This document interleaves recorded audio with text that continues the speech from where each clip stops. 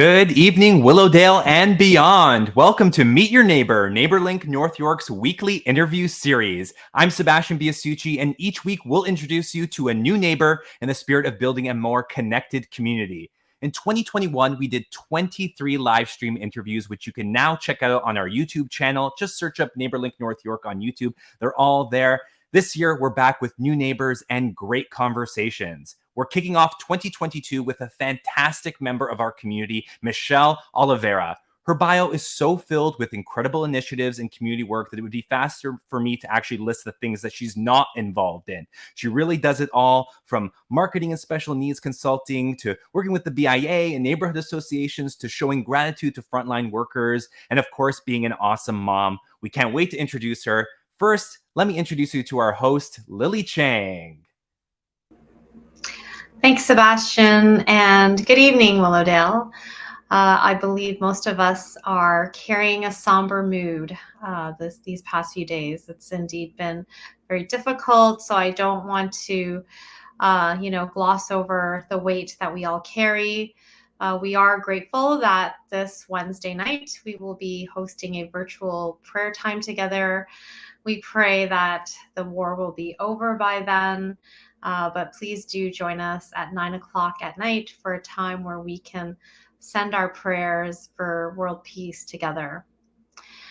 Well, we're going to start off our interview now, and we're so grateful for this wonderful neighbor that we get to chat with, someone who I've had the privilege of working alongside, wearing multiple hats. I think it all began with We Love Willowdale, and we could recap some of these highlights together. So without further ado, let's give a warm welcome to Michelle Oliveira. Hello, everybody. Nice to see everybody in the room. Thank you, Lily. And Sebastian, wow, what a great intro. I'm honored, and thank you very much. Yeah, he could be the host of, one of those Saturday Night Live or Jimmy Fallon shows. He really definitely carry that. So, Michelle, you are a busy community organizer. I think Sebastian just captured it so well. I think out of all the things that are happening in our neighborhood, it's hard to find something that you have not been a supporter of. And I think we met because of We Love Willowdale. But, our ties go all the way back to B-Town, where once upon a time I actually went to school with your sister. So It's great to have that tie. But I just remember how passionate you were and how organized you were when we had, I think, a few $1,000s worth of food that we had to organize for multiple community dinners happening at multiple sites. And you ran logistics like it was so smooth. So thank you for that service. And then following that, we then went through this horrible thing called the pandemic, which we hope we're meeting the tail end of. And suddenly you were sewing thousands of masks and launching an army to deliver and sew these masks for frontline workers and people who could not get masks, because once upon a time there was a dire shortage of masks. And from there you launched a business, masks and scrub hats. And then you launched a community initiative called Shop Willowdale to support local businesses who have really had a challenging time through this pandemic. So throughout this whole repertoire of community activations, what I see is someone who really, really cares. And, we're launching this kindness movement, and actually I think you should be our spokesperson, because if we needed a hero, a superhero for Willowdale, you would embody Captain Kindness. Oh, so on that note, I would love to hear, what is it that makes you so passionate to extend yourself in all of these ways to serve our community? Well, I'd have to say, I think that a lot of people outside of Toronto will tell you that Toronto is huge, and it by far is a huge city, over 2.5 million people. But a lot of people from smaller cities would say it doesn't have community, and I would argue that Toronto is a huge piece of geography, but when you get into little pockets like Willowdale and you get to know people, you find your own community wherever that may be. It doesn't necessarily have to be in certain streets. It's the people you meet. And I am a person who had on her report card, she talks too much for this. So I believe the gift of the gab is kind of part of what I am and who I am. So I tend to talk to a lot of people, whether it's when our kids were younger, at hockey games, on the ice, at brownies, at school. So I get to know a lot of people that way. And I think that, community is so important, because if you don't have community, it can be very isolating. So it's nice to know that someone's, either a text away, a phone call away. Before the pandemic, I created a new rule in my life where I decided that I was going to, if I was out for a walk, I was just going to drop in on my friends. And dropping in is a thing of the past, because I read something somewhere that there was a whole conversation between two people about, I'm going to come over, drop in for a visit. And they were texting each other. And by the end of it all, they didn't end up visiting because they got tired and because they were so busy trying to arrange. So pre-pandemic, I thought, okay, well, most of my friends don't have really, really young kids, so evenings are a little bit quieter. And so I think that if we can start to kind of come back to some of those basics and not be afraid to knock on a door when you're walking by a friend's house that you haven't seen in a while, you always know that if it's not a good time, your friend will say, I'm sorry, it's not a good time. But I think those kind of relationships and fostering that kind of community is really important, because as we tell our kids who are much older, but something very small like that can change a person's day, a week, their month, maybe even their year, because you don't know nobody knows what anybody else is going through. Even, when you think of the lens of social media, people only post good things. They don't post all the things that are really tough in their life. So I think that is what has driven me. I also have some family connections here. So my husband's grandfather and brother actually built a bunch of houses on Beaufort Avenue, just south of where we live. And his parents were married at Lansing United Church. So there's a lot of history in the neighborhood that is kind of really cool. And my husband and his brother, when they were younger, they actually watched the subway being built, like north of from York Mills up. So there's that also connection to the neighborhood where his mom went to Earl Haig. So so I think that's very, very long-winded answer about community, but. So basically, you married into Willowdale, is that correct? I guess that's true. And when we graduated from university and both started working, we actually lived at Yonge and Drury. And then we were fortunate enough to buy a piece of property here a few years later, and it became our home. And now it's so central to everything. We're very lucky and very blessed in our timing. Well, I just love what you just shared about knocking on the doors of your neighbors. I feel like, that's probably a muscle most of us have lost. Back in the day when we were kids, you would knock on your friends' doors and say, hey, can you come out and play with me? But now there seems to be this formal divide. And I know during the pandemic, I was so grateful just to run into neighbors, right? Like just see them on the street. I'm like, let's talk, because it was just so isolating. But going that one step further, especially, during this pandemic, and especially, I think, in the cold of winter when it's dark and we're more likely to cocoon.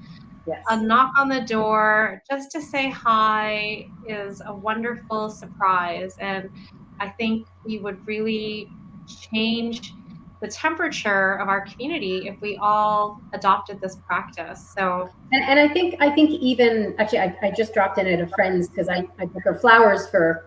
She suffered a loss in her family, and I think people are used to now being outside. So she stepped out with her coat so that we could have a visit. It was pretty cold out, but we're now more comfortable for many reasons being outside. So, and it doesn't have to be a 20-minute conversation. It can just be a hi, how are you? I just was thinking about you. So that's my rule. Some people in my family laugh at that not dropping in rule, but you know, you don't have to overstay your welcome. And it's always nice if you do come bearing a gift, but it's not necessary. That's right. That's right. So, when you first moved into the neighborhood, I'm sure, you know, there were a lot of strangers on the street, which is what a lot of people experience moving into Willowdale. What are some things that helped you solidify the community around you? Um, I think, you know, because most people work kind of Monday to Friday. I think the weekends we moved in January. We moved in January, and I kind of, if I think back in my memory, you know, kind of when the weather started to warm up, people were out cutting their grass, cleaning up their lawns. Like I think those opportunities, probably Saturday mornings is, you know, a good time, or Saturday. I think when people, I believe that's kind of, I remember like I'd be out, or Kirk and I'd be out doing outdoor work, and you'd see other people, and you might be a wave across the street initially, and then people start to see you. And we walk a lot because of where we live, so people start to see a familiar face. Certainly, when our kids were young, we were outside riding bikes with them or taking them on walks. And we're very fortunate because there's quite a number of babies born the same year as Kyle, not so many as Ella. So that really helped. But I think, you know, just kind of acknowledging, just even a wave, a hello, gives that sense of warmth, and that kind of, you can just kind of build from there. I mean, we didn't. I wasn't. We didn't have a neighborhood association when we first moved in. That was in 2017. I think we talked about it for a long time. That's another vehicle, and not every neighborhood has one of those. So I understand and respect that. But I think, yeah, it's just a hi, hello, how are you? Noticing somebody gets a new dog, noticing somebody gets a new baby, kind of stuff like that. For those of you who don't know, there are several neighborhood associations across Willowdale, including West Lansing, West Willowdale, Willowdale Central, Bayview Comer Association, Silverview, and there is also the Young Quarter Condo Association. So those are some of the existing ones, but I think there are still some pockets that are unrepresented. And starting an association is also a great way to get connected to your neighborhood. So, and many associations like ours, well, certainly you can come to all events. It's easy. Most of the associations have an email sign up, so you can then be advised of things that are going on. If you really want to become a member, so you could vote. If you live outside the area, we do take associate memberships, and that's just more, so we have a little bit more money when we want to do events. But certainly I would encourage anybody that's watching to take a look, look them up. Most of them have websites, and sign up for their newsletters. Then you'll know a little bit about what's happening in this pocket and that pocket, and if there's an activity. One of the fun things we did 2019, and hopefully probably not till the fall, is we did a cemetery, the York Cemetery behind us did a history and tree walk tour. So they took us in all the history. It was maybe an hour and a half. It was in September. We learned about the flora and the fauna, and then we learned about all the famous people buried there. So as a note, if anybody doesn't know, Tim Horton is buried in the cemetery. No way. Right behind our house, well, almost behind our house. So wow. So we learned about other, the last Russian princess is there too, Anastasia. The original founder of Canadian Tire. Those are the three that come to mind right now. So there you go. That is fascinating. And Barbara Frum. Really?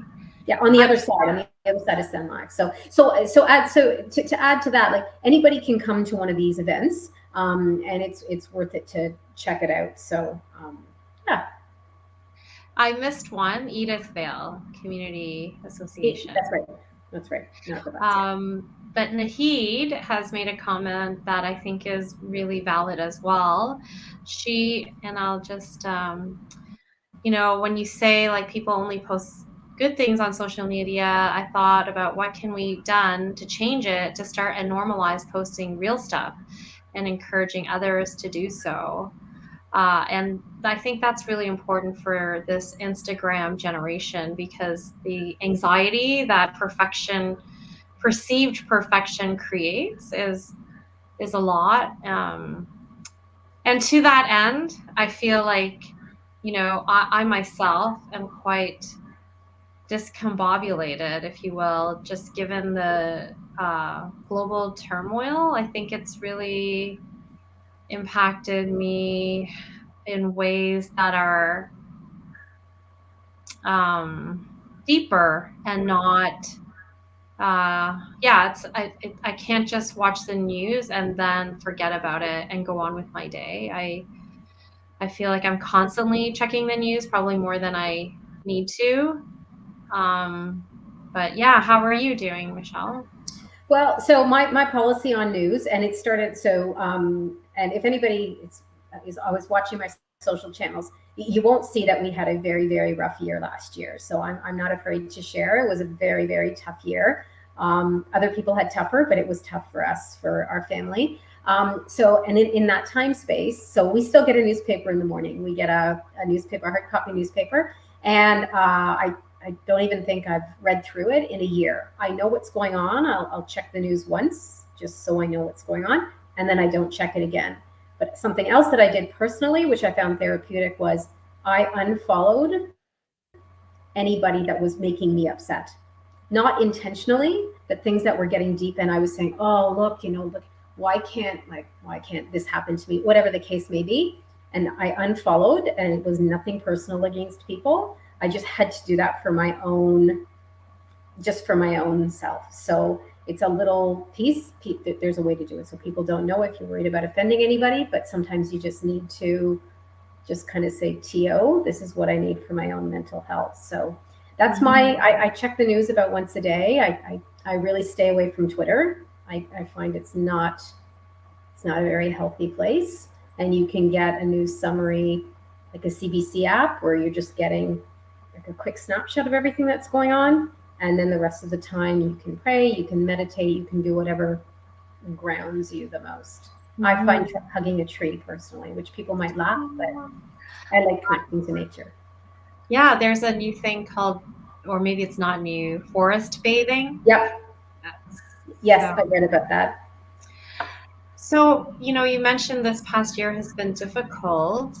What has that looked like in terms of support from the people around you in your community?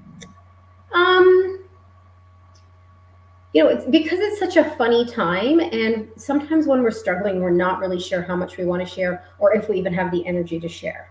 So what I found was just helpful was just people checking in. So a simple text, "I'm thinking about you." And when I know, I try, and when I think somebody's having a hard time, I'll check in, but I'll purposely say, "No need to text or call me back." And then that lets that person off the hook. So maybe because I do that, then that was sort of reciprocated for me. I personally find going for solitary walks, it was easier just because there wasn't I didn't have to talk. Because a lot of times people don't want to talk. They just need company, but it's hard. That's a hard thing. So, I know that all the friends that I have and the support that I have, including family, just regular check-ins, and some self-care. I have a super, super de-duper supportive husband. It'll be 31 years, and we've known each other for 34 years. Wow. Because we got married when we were 12. And he was wonderful, and always has been, and gave me this space, and I do seek the help of professionals. I think that's very important. There's lots of good resources out there. So yeah, that was me. Yeah, I think there is quite a juxtaposition, right? Because a lot of people know a very bright and shiny Michelle who can mobilize thousands of people in a very organized fashion. I remember driving by your garage, which was a wall of encouragement for frontline workers, and you've continued that encouragement even most recently with your campaign for 3,000 positive cards of gratitude for the workers at North York General. So you carry all of this goodness and this love, and then you've had to battle this difficult thing that you really like. I think the tendency for all of us is to cocoon when we're not our best self. But how have you kind of been able to, I think, carry this light, share this light, while also kind of nurturing the harder parts that you have happening inside? It's a good question. I would say, just make sure you can take the time to do what heals you. Whether it's, whether it's going for a walk, whether it's meditation. I saw something posted the other day, and I thought it was interesting. And it said, it had some suggestions for if you're battling depression, and the list was about 35 long. So somebody had posted it, and another person commented and said, I don't know if you've ever had depression or you've ever had low mood, but that is an overwhelming list.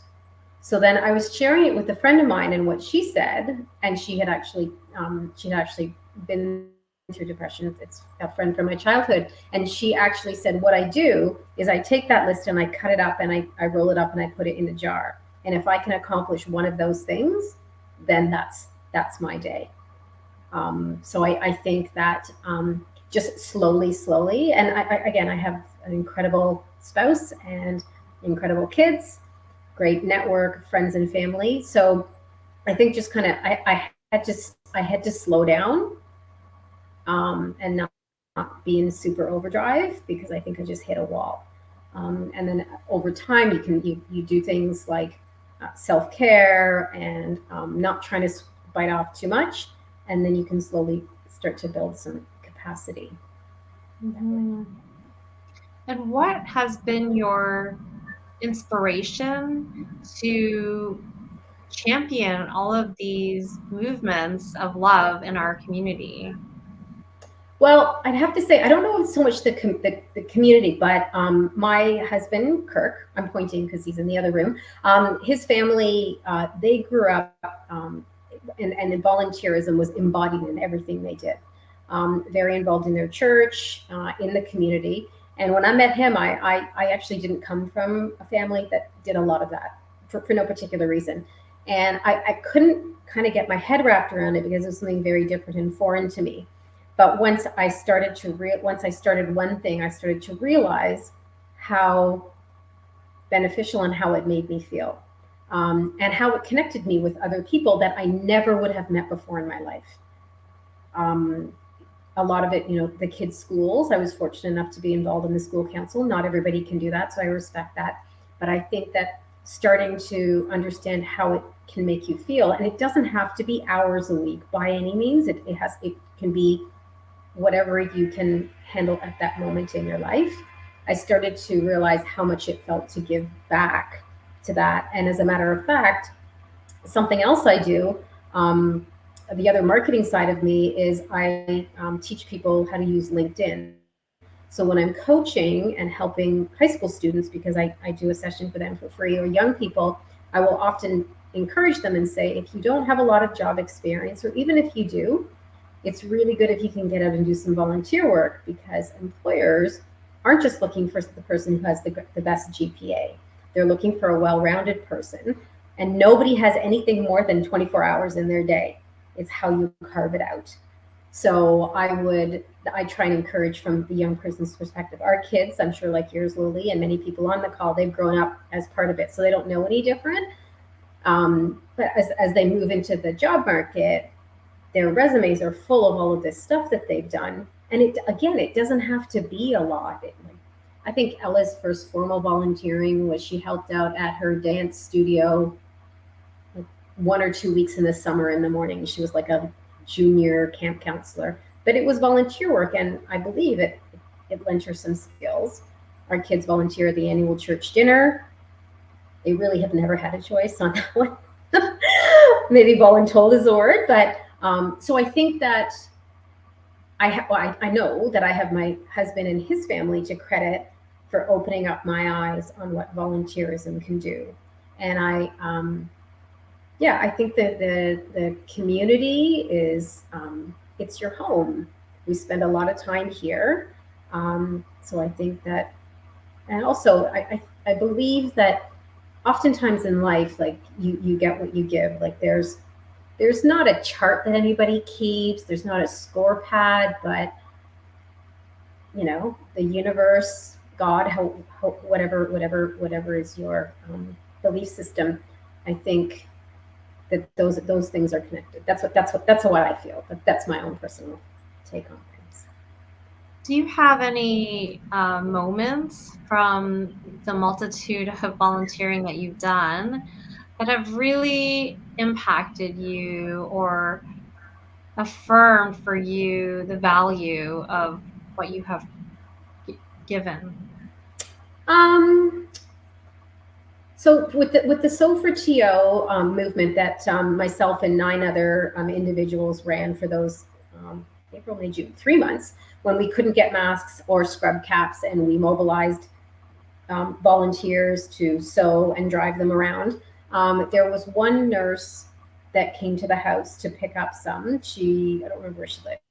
She lived in Newmarket, but she worked down here. And she said, thank you, we so appreciate it. And I said, oh, of course, no problem. And she had to leave. She had to move out of her own home with her 3 young kids under 5 and move somewhere else because she didn't want, we didn't know a lot about COVID, but she certainly didn't want her family to get sick. So as she started to talk to me, she started to cry because this was obviously very emotional. And I remember thinking, like reflecting in my head after she left, like, this is all great that I'm doing this, but I'm actually in the safety of my own home. I don't have to go out and deal with this thing that we don't know anything about. And it reaffirmed what we were doing. It was just a very moving moment. And the people and it had all arranged. It was contactless, like they just picked it up out of the bin. Most of the times they did ring the doorbell to say hello, but we were very safe. And the gratitude in what we were doing, which that's a moment that really stuck in my head. Her name was Ella, so she had the same name as our daughter. So it was kind of a connection. Yeah, it was really neat. And, I think, we're kind of hopefully in the denouement of the pandemic. What prompted you to start the card writing campaign? So I feel like it was January. It's a bit of a blur, but we had all read and seen about the burnout in healthcare workers, and even though Omicron, we thought Omicron was slowing down. The ICU numbers were still really bad. And then I was out for a walk with a friend who works at a hospital downtown and is a manager there. And she was, it was her day off, but she was late for our walk because she'd been bombarded with phone calls from her staff because they had been told not to wear their scrubs, not to wear their badges. They couldn't drive into work, that they were getting all these warnings. And it really, it actually shook me to the core, because I thought, here's these people who are, keeping us healthy, keeping us safe. I'm safe in my house. I work from home. And it kind of shook me. And I thought, what can we do? So knowing that for Sow for TO, we had given all the nurses and whoever requested scrub caps, I thought, there's, over the course of the pandemic, we've heard that everybody in a hospital, this is touching everybody, from the orderlies, from the people who clean, the people who work in the cafeteria, everybody. So I went on the North York Hospital website and I saw there was 3,600 people that work there. And I thought, okay, let's see if I can mobilize 3,600 cards. And I reached out to the people that I know, and the principal at my daughter's high school reached out to other principals in the district. And we have, sitting in my living room waiting to be delivered, are 3,640 cards. From high school students to the daycare around the corner with just like little scribbles. And yeah, so that was what, yeah, where that came from. That is incredible. And just, yeah, I think you just have a spark that can light a flame in a big way, whether or not you identify that in yourself. And even in the moments where you may struggle, I hope that you remember that you are a dynamite. And yeah, we're really lucky to have you in Willowdale. Well, thank you. Before we go to the rapid fire round, which we have just a few rapid fire questions, I just want to touch on your newest endeavor. Thank You you. are launching a business. And again, I really believe your business is motivated out of love, and that you are launching a special needs consultant business to help families who are often overwhelmed by navigating the system when they realize that they have a child with special needs. Maybe you could share a little bit about your newest project. Sure. So it is a business that is from my heart, and having the marketing background certainly helps. So we have a son who has some exceptionalities. And over the years, I have collected a multitude of resources that pretty much are in my head. I get regular phone calls, a little bit less now that he's older, about my friend has a son or a daughter. You know, they like to be able to talk to you. More so before there were Facebook groups. Now there's a lot of really good Facebook groups. So I had been thinking about doing this for very many years. So I took the leap. The website has a multitude of resources. Everything listed on my website to help families are free resources. So they're out there, they're available to people. And then if people want further consultation from a personal perspective, I have a consultation package. But the idea is that to take some of the it's a very emotional journey, and a lot of people don't know where to go. And if you search it, which is our reaction, you can get bombarded. So I've tried to group it. And then I will be writing either weekly or bi-weekly, depending on my time, blogs on topics that come up that I know that if I had that information a long time ago, it would have helped. And to try and help navigate that clutter. So yeah, it's I've had really wonderful feedback. And then my where I want to take it next is I plan to incorporate and apply for a grant. And if I can get a grant, then I can offer a sliding scale for families, because for every family that I know that maybe has some support and means to do things, there are, I don't know, 1,000 or more that don't. Well, I could see you also becoming a guest speaker at events, sharing your journey. I think a lot of moms probably need to hear about, especially I think when you realize that you have an exceptional child and you're probably a little afraid. And some parents are grieving the normal that they pictured. So just to be that beacon, I think your story probably has a lot more power than you realize. And I hope that you will have many chances to do some public speaking as part. Well, thank you. I hadn't thought about that. So every time I talk to somebody, I get a new idea. Yeah. So it's great. I'm really excited about it. So I've posted the link in our the chat, and so if anyone's interested, the URL is specialneedsconsultant.ca. And now we're going to wrap up with our Willowdale rapid fire round, because we want to know more about what you love about Willowdale. So what is your favorite place to hang out in Willowdale? The cemetery. Because it's a great place to walk, it's a great place to run, it's a great place for kids to ride their bike, and it's a little nature of oasis right in the center of Willowdale, and they take care of it really well. Like even when the streets were really icy and the sidewalks were icy, within a few hours the cemetery is cleared, and they're wonderful people. They've been very supportive to our neighborhood too, as you know. The staff are great. So that is my favorite place right now. Oh, I think you're the first person who's ever said a cemetery. So, what is your favorite place to eat in Willowdale? I'd have to say Union Social. I like the community feel of there. They're always very welcoming. Again, they've been supportive for many community events. I've done some events there myself for work, so I think Union Social. What sets Willowdale apart from other neighborhoods? I think the proximity to so many things. We have the proximity to the highway, we have the proximity to the subway. You have multitudes of places to grocery shop, ranging from, food basics to Whole Foods, wherever you may fit in there. Movie theaters, gyms. I think it's the proximity. It's very, very central.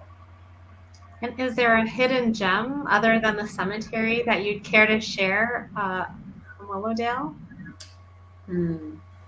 I don't know that it's such a hidden gem, but something that we have done for many years and a lot more during COVID is, as a family, we go geocaching. So I'm not sure if too many people know what that is, but it's basically old school orienteering using your phone, and people have hidden little treasures all over the world. Now during COVID, we didn't actually take the treasure out and touch it, but it's and there's quite a lot of them in Willowdale. So you could just go out. It teaches kind of orientation and geography, and there have been some really cute ones that we found. So I would say you could really have some fun doing that in our very own community. Well, I think you might have to run a workshop on how to geocache in Willowdale. Okay, I can do that. Because that sounds fascinating. It's like treasure hunting, right? It is, and you can hide them yourself too. So that's another fun thing. Oh, that's fun. Yeah. What's one thing you'd love to see more of in Willowdale? I think when we first moved into the community in 1990, there was a lot more mom and pop shops. For anyone who's lived here for a long time, there used to be Peary's at the corner of Yonge and Church, and it was a great fruits and vegetables store. And I would take the kids in, and they'd peel oranges and they'd give them to the kids. The produce was amazing. There used to be, I think it was called Seashells, a fish place along Yonge, just north of Empress. There used to be a butcher at Yonge, at Shepherd and Willowdale. So I think I'd like to see more of that coming to the neighborhood, so we can support smaller businesses, and just more of that cozy feel, I guess. Hopefully when that space that's supposed to be like St. Lawrence Market opens, we'll get some more of that. Yes, which is not too far away, so that'll be great. Yeah. And what is your most memorable Willowdale moment?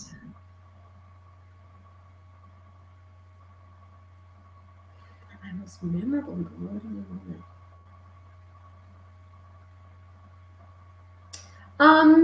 So the first one that comes to mind is myself and our son Kyle and one of his friends went to the kickoff that was at Mel Lastman Square for the Pan Am Games.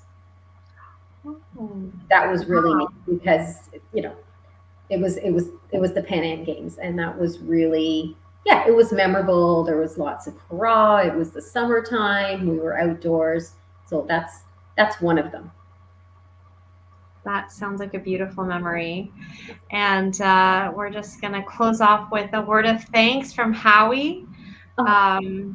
You are an inspiration. You're an inspiration to me. I see you're starting wonderful things. And I think it's even more meaningful knowing that, you do it despite the struggles that you also face at the same time. And that takes a lot of courage and selflessness. So on behalf of Willowdale neighbors, thank you, Michelle, for being a wonderful neighbor. And we are so grateful to have you as one of our neighbors. Well, thank you, NeighborLink North York, who you guys do incredible work. The Food Hub, I know, Lily, that was been one of your dreams, and I am so excited to see it come to fruition and to serve a community that needs. So you and your group are doing wonderful work. So we thank you because you also have changed Willowdale. Aw. Okay, virtual hug, virtual hug. So thank you. And we're going to welcome Sebastian to come on back. Hello, hello. All right. I love, Michelle, that you entered with like 200 jobs and you're leaving with like 203 or 204 jobs just from this conversation. So that's fantastic.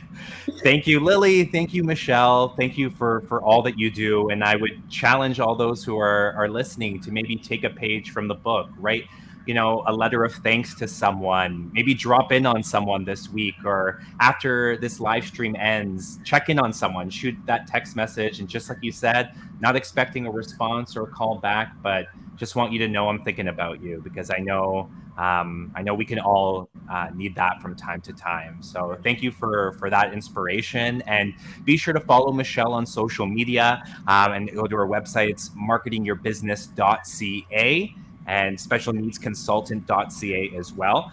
And follow us on social media as well and stay in the know. So you can follow us at NeighbourLinkNY on Facebook, Instagram, and Twitter. We'll be back with future episodes. You can find out about community events and community care initiatives as well. And also, if you want to be interviewed on the show, you can head to neighborlink.org on our Meet Your Neighbor page. There's a brief form to fill out. Let us know who you are. We'd love to chat with you. And we will see you next week. Same time, same place, new neighbor. Good night, Michelle. Good night, Lily. And good night, Willowdale. Good night, everybody. Good night.